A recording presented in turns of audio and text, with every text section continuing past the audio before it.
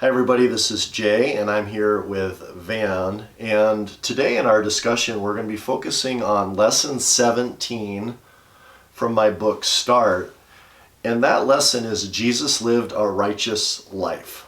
Jesus lived a righteous life. And Van, before we even get started, I am particularly excited about this part of the book because what we're going to do now is we're going to focus on the perfect life of Jesus, his death, and his victorious resurrection. And those three things together, particularly the death and resurrection of Jesus, paves the only way to God the Father. But here in this lesson, we're going to focus on how Jesus lived a righteous life. Now, Van, I don't know if you thought about this much growing up, but Christians have always claimed at the core of the Christian faith that Jesus is sinless. Jesus is sinless. So if someone approached you when you were growing up and said to you that Jesus was sinless, how would you have reacted to that truth?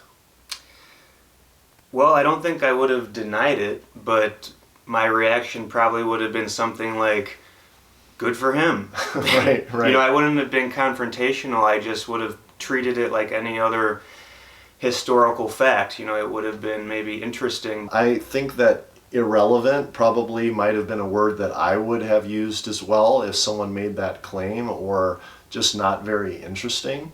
I think some people claim that he wasn't sinless, that they would say something like he was surrounded by so much sin and temptation. He was just like us. Of course he sinned. Some people would say it doesn't even matter if he sinned, because they would say he still teaches, and then they would say something generic like a way of love. So whether he sinned or not, he's still loving.